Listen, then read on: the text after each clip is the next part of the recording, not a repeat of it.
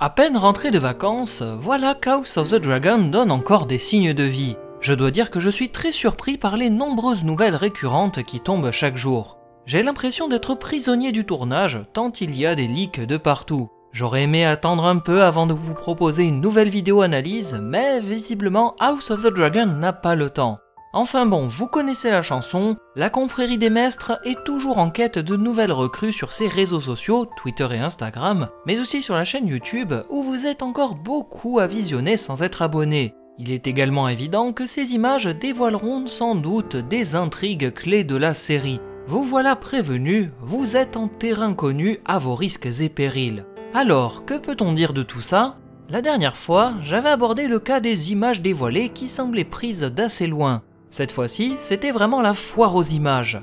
Je me demande vraiment quelle est la stratégie d'HBO. Subissent-ils ces leaks sans le vouloir ? C'est une hypothèse car j'ai déjà vu des images d'House of the Dragon fuiter et être supprimées sur le net.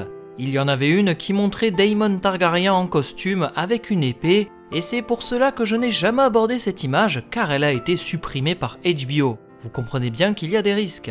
D'autre part, je me demande si HBO n'est pas dans une logique de fuite volontaire pour animer une hype. La preuve, les vidéos sur la série sont celles qui marchent le mieux sur ma chaîne par exemple, et en faisant de l'analyse d'image par image en vidéo, j'alimente indirectement le flux de hype. Un marketing assez doux si vous le voulez. En tout cas, je suis très surpris de voir autant d'images fuitées, car Game of Thrones nous avait habitués à bien plus de secrets. Mais pour la faire très courte, nous avons eu le droit à une flopée d'images qui se sont retrouvées sur le net en un rien de temps. Bien entendu, je ne peux pas me permettre d'aborder toutes les images tant il y en a. En revanche, je m'attarderai suffisamment sur celles que j'estime intéressantes. Afin de poser la chose, on peut remarquer qu'il y a deux lieux bien distincts. Un premier articulé autour de la zone de Kynan's Cove en Angleterre, et enfin un deuxième à Holywell Bay en Angleterre là aussi. Chaque zone de tournage est bien entendu occupée par plusieurs petits plateaux différents. Ces deux lieux sont assez proches, ce qui permet de confirmer qu'une grande partie du tournage aura lieu sur place dans les Cornouailles et les régions alentours. Le premier plateau de tournage nous permet d'illustrer pas mal de choses intéressantes. On peut y voir la jeune Rhaenyra Targaryen et Laenor Velaryon déambuler sur une plage. Les photos nous montrent les deux personnages sous différents angles, nous permettant d'avoir un nouvel aperçu des costumes. L'acteur jouant Laenor Velaryon est métisse, créant ainsi une continuité entre son père qui a la peau noire et sa mère qui a la peau blanche dans la série. Sa coupe argentée renvoie là aussi directement à la coiffure de son père, le serpent de mer Corlys Velaryon. J'aime beaucoup ces vêtements qui sont d'un bleu plus clair que ceux de son père et les bannières des Velaryon que nous avions pu voir précédemment. Le bleu renvoie évidemment à la mer et l'aspect aquatique de la famille, tandis que le marron du fourreau, les bottes et la ceinture me font penser à du bois, un parallèle possible avec un navire qui navigue sur les flots. La princesse Rhaenyra a une robe plus traditionnelle avec des couleurs vives, notamment le doré et le rouge qui ressortent en priorité. Contrairement à ses vêtements qui s'assombrissent lorsqu'elle sera plus âgée, elle semble ici plus colorée. Le couple semble vivre le parfait amour sur la plage, bien qu'on sait qu'il ne s'agisse que d'un mariage arrangé. On assiste sans doute à l'une des premières scènes avant le mariage de ces deux personnages qui aura lieu en l'an 114. Je n'aurai guère plus à ajouter si ce n'est que la série risque de faire de sacrés bonds dans le temps. J'espère juste que nous n'aurons pas tout un enchevêtrement d'intrigues étirant la ligne temporelle comme l'a fait la série The Witcher. Cela risque de perdre plus que d'aider à introduire la danse des dragons.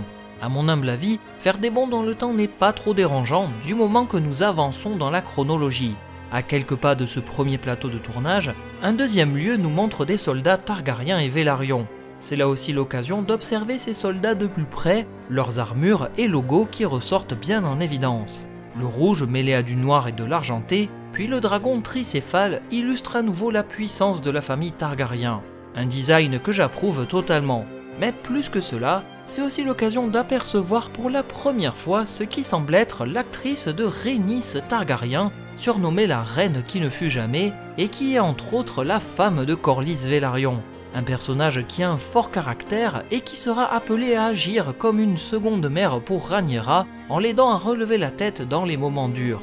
Je n'explique pas sa présence ici, ni le fait qu'elle semble être en présence de deux garçons vêtus de la même manière et qui ont été identifiés comme étant les deux enfants de Rhaenyra. Visiblement, Il s'agirait de Jacaerys et Lucerys Velaryon, deux des 3 enfants issus du mariage entre Rhaenyra et Laenor. Le fait que les 2 garçons semblent avoir des dizaines d'années tend là aussi à démontrer qu'on aura droit à des bonds dans le temps une fois encore.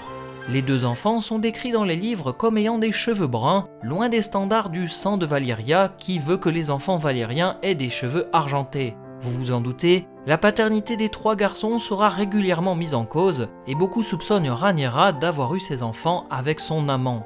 On peut d'ailleurs les observer sur cette séquence filmée en train de s'entraîner, sans doute dans une scène où ils seront pris à partie par les enfants du clan des Verts alors qu'ils défendent quant à eux le clan des Noirs. On peut d'ailleurs voir qu'ils ont des vêtements mixant à la fois le noir et le rouge, symbole là aussi de leur appartenance au camp de leur mère, la princesse Rhaenyra. J'imagine bien cette scène se dérouler lors des funérailles de Laena Velaryon, la fille de Corlys et Rhaenys en l'an 120, ce qui expliquerait la présence des enfants et de Rhaenys. Bien entendu, les enfants n'ont pas une dizaine d'années à cette époque-là, il faudrait peut-être trafiquer la chronologie et les vieillir. Ou bien je me trompe totalement et cette séquence est filmée dans une autre période. Cependant, le fait d'intégrer cette séquence en l'an 120 permettrait de voir la fameuse querelle entre les enfants des Noirs et des Verts, débouchant sur le prince Aemond Targaryen qui se fait éborgner par Lucerys Velaryon. Cela permettrait de faire le lien avec les images que j'avais analysées dans une première vidéo à l'aube du tournage. Enfin, le dernier plateau, qui semble très proche de celui-ci, nous permet de voir le jeune Laenor Velaryon avec un autre personnage identifié comme étant Joffrey Lombec, l'amant de Laenor, dont la liaison homosexuelle est plus que suggérée dans les livres. L'idée pourrait être d'introduire ces personnages en montrant que Laenor n'était pas intéressée par les femmes, mais que sa relation avec Joffrey Lombec datait et que ça commençait à se savoir dans son entourage. Le mariage arrangé par son père servirait à sauver l'héritage de sa famille. Je doute que l'on voit beaucoup Joffrey Lombec dans la série, étant donné sa disparition tragique dans les livres, dont je tairai les détails pour ne pas trop en dire. Là aussi, je vois bien cette scène se dérouler au moment du mariage de Laenor et Rhaenyra. Je ne sais pas vous, mais j'ai l'impression qu'on commence à avoir les pièces du puzzle s'imbriquer les unes dans les autres. Les scènes étant tournées dans le désordre, on peut facilement réorganiser pour donner du sens à tout ce que l'on voit. Nous en avons terminé avec cette longue description de ce premier grand lieu de tournage. Attaquons-nous désormais au deuxième qui, à mon humble avis, fera couler beaucoup d'encre. 2 lieux forts se dégagent de cet espace de tournage. Tout d'abord sur les plages, où l'on a pu voir des installations de ce qui semble être des épaves de bateaux, puis des corps à moitié décomposés et des soldats Velaryon attachés à des poteaux. Il n'a fallu pas très longtemps aux fans pour identifier des prisonniers abandonnés à leur triste sort. Leurs bourreaux seraient les pirates de la Triarchie, une alliance composée de 3 cités libres d'Essos qui seront au cœur des intrigues, donnant du fil à retordre aux Targaryens et qui iront jusqu'à s'allier au royaume de Dorne, qui, rappelons-le, n'était pas inclus dans le royaume du trône de fer à l'époque. Mais plus particulièrement, un personnage ressort en priorité de ces images et il s'agirait peut-être du prince myrien Kragas Drahar, surnommé le gaveur de crabes. Envoyé par la Triarchie à la tête d'une armée de mercenaires, il s'était emparé des degrés des pierres, ensemble d'îles situées entre Essos et Westeros.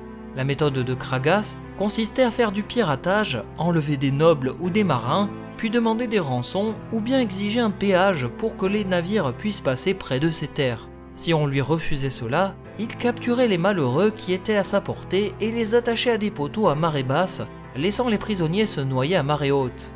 Les corps étaient alors rongés par le sel, les poissons et les crabes, ce qui donnera ce fameux surnom à ce personnage.